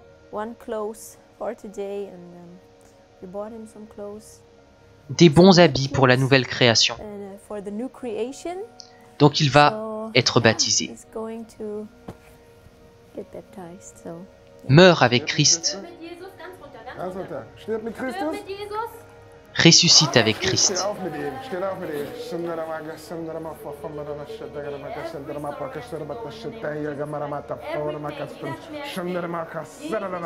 Merci pour la guérison, merci pour la paix, liberté dans la nouvelle vie de cette nouvelle création. Père, c'est ton Fils. Nous te présentons le nouveau Fils, la nouvelle création. Merci beaucoup de l'avoir mis sur notre chemin pour que nous puissions te le donner, Père. Jésus a dit, « J'étais un étranger et vous ne m'avez pas accueilli. J'étais prisonnier, mais vous ne m'avez pas rendu visite. J'étais nu, mais vous ne m'avez pas habillé. J'avais faim, mais vous ne m'avez pas nourri. »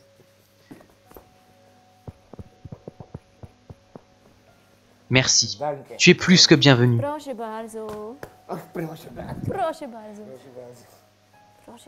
Ne nous remercie pas, remercie Jésus.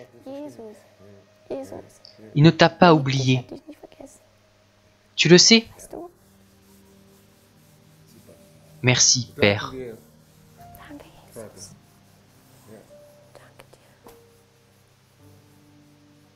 Et je t'apporterai la Bible. Nous avons raccompagné Christopher à son foyer. Et sur le chemin du retour, je pleurais car je réalisais que j'avais complètement changé. Je fais des choses que je n'avais jamais faites. Baptiser, prier pour les gens, parler à des étrangers. Avant, nous allions en soirée et il n'était question que de moi. Et maintenant, je prie pour un gars vraiment perdu dans ma maison.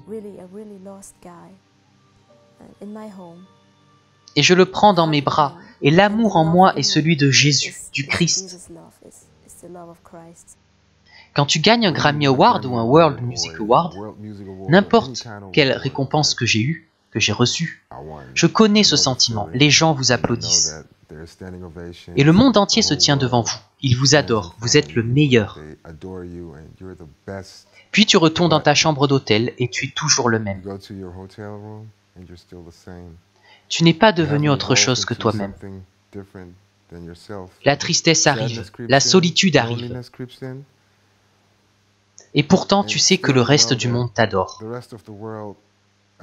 Donc j'ai connu ce sentiment et je sais que beaucoup de mes collègues ressentent ça. Je crois fermement que si tu cherches la vérité, tu la trouveras. La seule vérité qui soit authentique. C'est le Fils de Dieu, Fils de l'homme et ce qu'il a fait pour nous.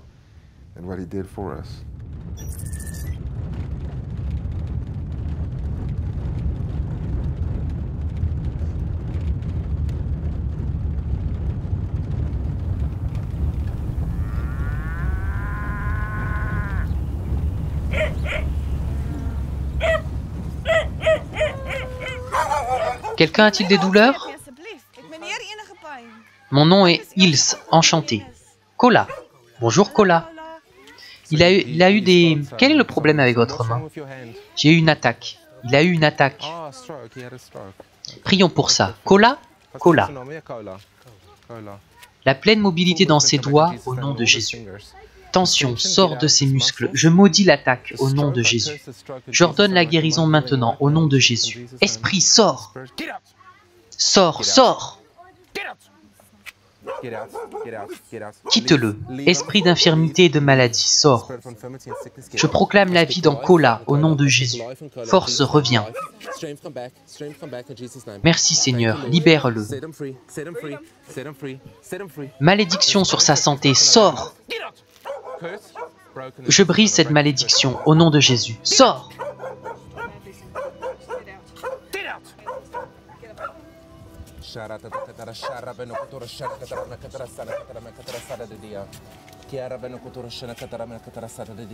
AVC, lâche-le entièrement. Toute maladie, sort. Je plaide le sang de Jésus sur Cola maintenant, au nom de Jésus.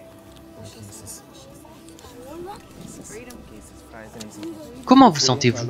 Bien. Vous vous sentez mieux? Que s'est-il passé? Que s'est-il passé? Quelque chose est parti? Regardez, votre main va mieux. Votre main va mieux. Merci Jésus. Regardez, votre main était raide. C'est mieux? Bien mieux. C'est Jésus. Il est la puissance au-dessus de toute puissance. Le nom au-dessus de tous les noms. Vous pouvez toujours invoquer le nom de Jésus. Levez le bras. Pouviez-vous faire ça avant? Il pouvait faire ça? Vous vous sentez mieux? Il se sent vraiment mieux. Il ne pouvait pas faire ça. Merci Jésus. Alléluia.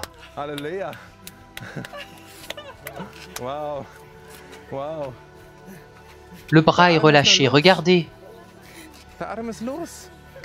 C'était incroyable. Apparemment, il a eu une attaque d'un côté.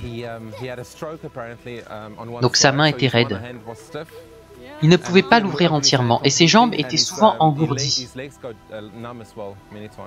Nous avons simplement prié et quelque chose est parti. Sa main a commencé à s'ouvrir de plus en plus. Et les jambes sont redevenues normales. Ce n'est plus engourdi. J'aime ce que dit Paul. Je n'ai pas honte de l'évangile de Christ, car c'est une puissance pour le salut de quiconque croit.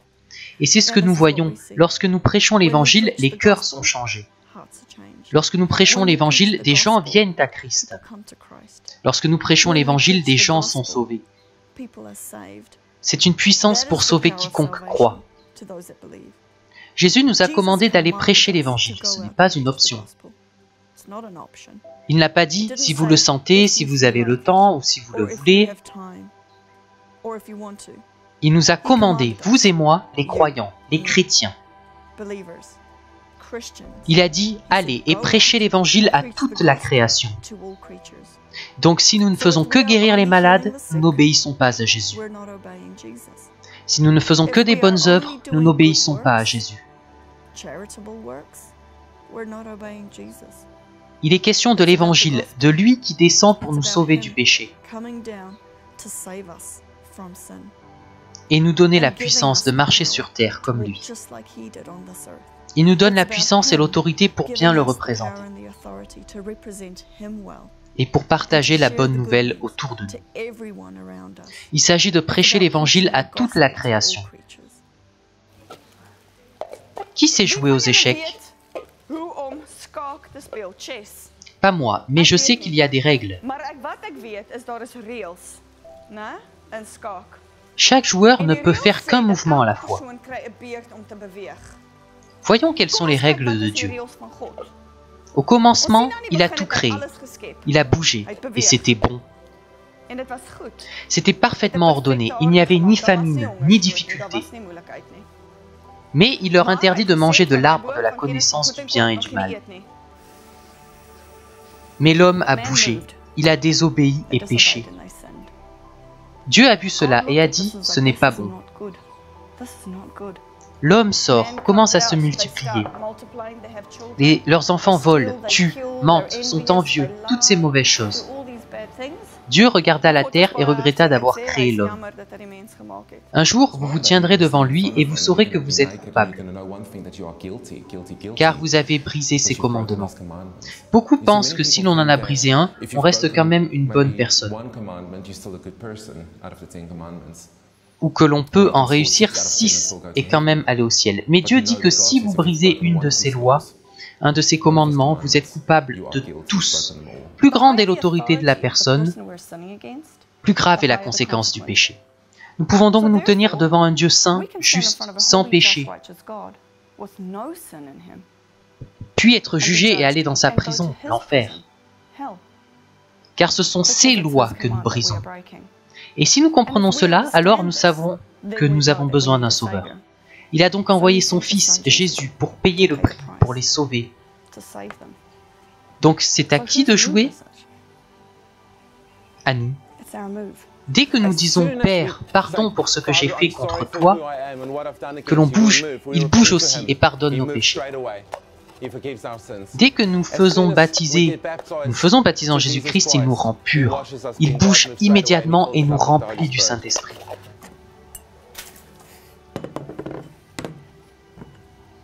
Il a bougé. Tu n'as jamais bougé.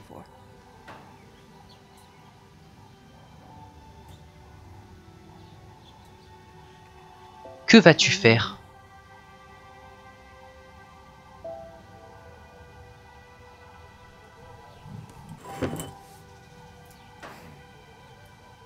Tout a changé quand j'ai entendu le plein évangile. Soudain, ça a pris vie. Ça m'a montré que je peux aussi être un disciple. J'ai aussi été appelé à suivre Jésus. Nous pouvions alors prier pour les malades dans la rue. Et j'ai vu des guérisons par mes mains. J'ai le Saint-Esprit en moi et je l'ai vu m'utiliser. Je ne pensais pas que c'était possible. Et ça a bouleversé ma vie, vivre l'Évangile. C'est une des infirmières. Ilse a demandé si quelqu'un avait des douleurs.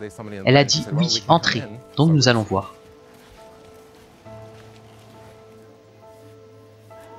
Vous avez mal à l'estomac? Très mal? J'ordonne à toute la douleur de partir. Infection, pars au nom de Jésus. Où est la douleur? Je ne la sens plus.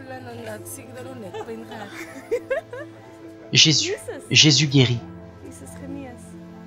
Vous avez du stress à la maison? Dieu le voit. Continuez à le lui donner. Il vous voit.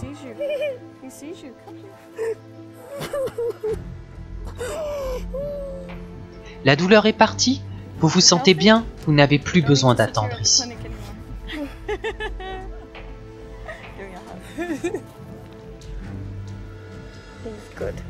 Vous êtes précieuse. Je vous en prie. Dites-leur ce qui s'est passé. Elle a été guérie, plus de douleur. Quelqu'un d'autre a mal?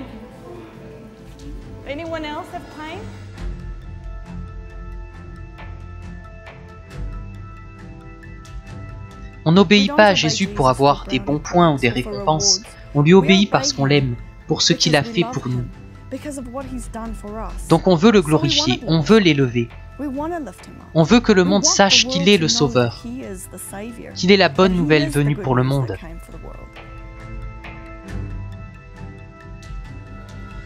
Beaucoup de gens vont prier et jeûner avant de faire un pas de foi. Mais c'est bien plus simple que ça. Dieu a déjà dit « Sortez et faites des disciples ». Et c'est facile, on a le Saint-Esprit, donc on lui obéit. Ce n'est pas un sentiment, parfois il vous donne juste une idée et vous obéissez. Vous y allez. « Seigneur, je crois que c'est toi, j'irai prêcher l'Évangile. » Voulez-vous être baptisé? Oui. Voulez-vous être baptisé? Oui. Quand? Maintenant? J'ai plusieurs fois entendu cette citation. Prêcher l'évangile chaque jour et, si nécessaire, utiliser des mots. Je trouvais ça vraiment beau, mais ce n'est pas biblique. Pas du tout même. Car la Bible dit, comment croiront-ils s'ils n'ont pas entendu? Comment entendront-ils si personne ne leur annonce? Et qui leur annoncera si personne n'est envoyé? Donc Jésus nous a envoyés il y a 2000 ans. Il a dit, allez prêcher l'évangile. Donc c'est ce qu'on fait. On sort là où on est. Dans un magasin, à la maison, chez des amis, n'importe où, à n'importe qui.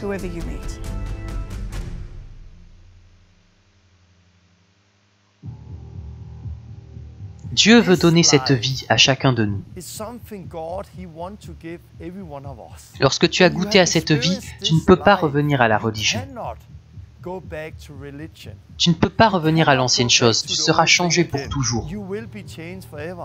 Tu es prêt à subir la persécution. Tu es prêt à vendre ta maison. Si c'est ce à quoi Dieu t'appelle. J'apprends encore à lui faire totalement confiance chaque jour. Car je veux encore faire les choses par moi-même parfois. Parce que j'y suis habitué depuis tout ce temps. Mais il a tout mis en place. Il nous a amenés ici. Il a mis des personnes dans nos vies. Il a comblé. Il a pourvu. Oui. C'est un Père aimant. Je réalise que si tu viens à Christ, son amour grandit en toi.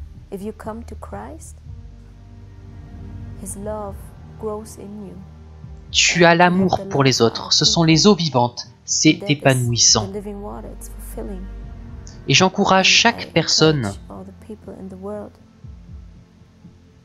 Il est le seul et unique, il est la vérité, il est la vie. La vie produit la vie. La vie ne reste pas seule et isolée. Elle se reproduit. Si vous avez de l'herbe qui pousse quelque part, ça va continuer à pousser. Un arbre va continuer à pousser. S'il y a des gens, ils vont se multiplier. Le bétail va se multiplier. La vie produit davantage de vie. Et si ton christianisme est vivant, si tu marches dans la vie que Dieu a préparée pour nous, ta vie produira de la vie. Tu verras des résultats. Tu auras des enfants, tu auras la multiplication. Tu te verras reproduit dans plus de gens. La vie ne génère pas la routine, la tradition et la frustration. Ça, c'est la mort. Mais la vie engendre la vie. Nous sommes couverts par Jésus-Christ. Nous sommes en lui et son esprit en nous. Nous pouvons donc sortir et lui obéir en toutes choses. C'est une vie d'abondance, c'est une vie, c'est une aventure. Jésus est vivant.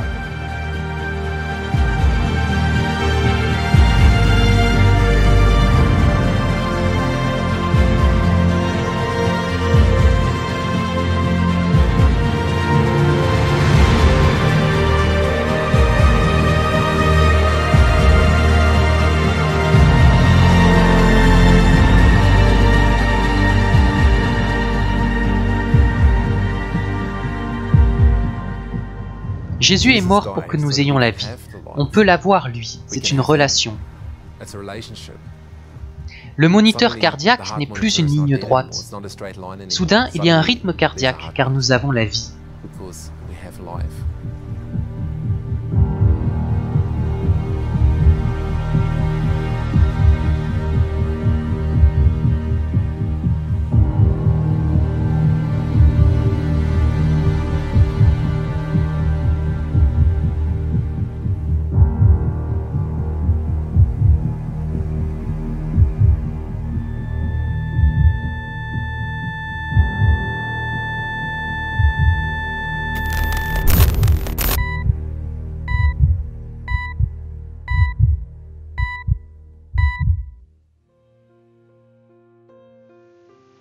Nous avons commencé à écrire de nouvelles chansons pour le royaume, notamment une chanson sur le baptême, car c'était le début. Nous voulions partager ça. Nous sommes impatients d'avoir les réactions des gens et de voir combien viendront à Jésus par cette chanson. Dear Lord, show me the path to you. I wanna pick up the cross, I wanna follow you. Show me how to deny myself and how to walk in your perfect will. Never let go of my hand until we stand in that promised land. You spoke all life into me. Your every word sets us free. We need to walk to the river. We need to die in the water. And then we rise with the Lord. And every sin will be washed away. We need to walk to the river. Oh, we'll be washed away. We need to die in the water. Oh, every sin will be washed away. We need to walk to the river. Oh, we'll be washed away. We need to die in the water. Oh, we'll be washed We need to walk to the river. We need to walk to the river. We need to die in the water. We need to die in the water. And then we rise with the Lord. And then we rise And with every the sin Lord. will be washed away. Every sin will be We washed need to away. walk to the river. We need to die in the water. And then we rise with the Lord. And every sin will be washed Every sin away. will be washed away. We need to walk to the river. We need to walk to the river. We need to die in the water. We need to die in the water. And then we rise with the Lord. And then we rise And with every the sin will be Lord. washed away. And every sin will be washed away.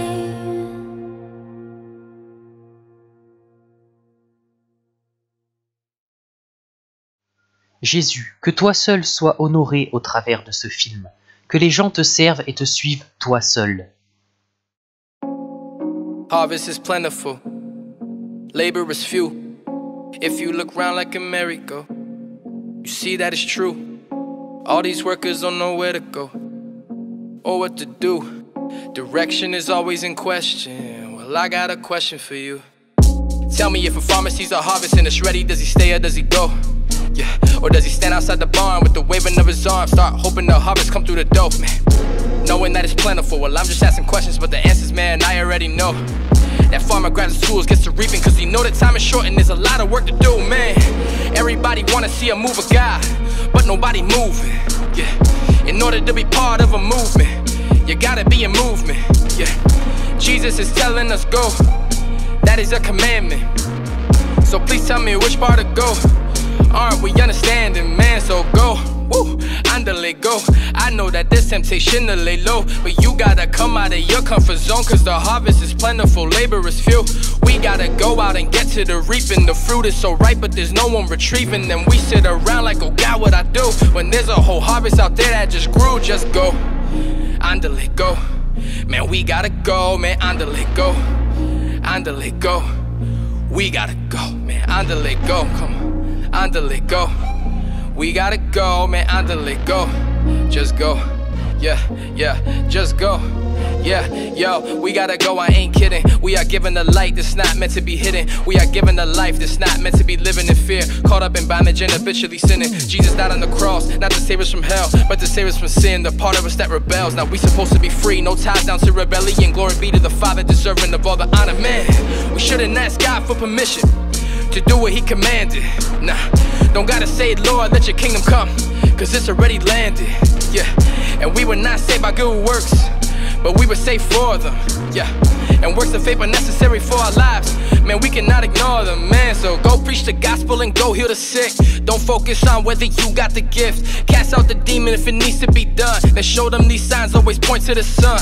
Better go for Jesus if you go for Pokemon. The worker worth the wages if the work is getting done, man. Stop examining yourself and what seems right. Just know Jesus said go, that's a green light, man. Go, and when you go, don't forget to go in love. It's something that never fails, it's always more than enough. And there is no pressure out there, you just planted some seeds, and some will come round and water, and God will bring the increase. And together we reap. If you don't plant a seed, then nothing can never grow. So go, andale, go, just make it part of your life. The work and encounter Christ. Go be what you purchased to be, cause you were bought with a price. Oh yeah.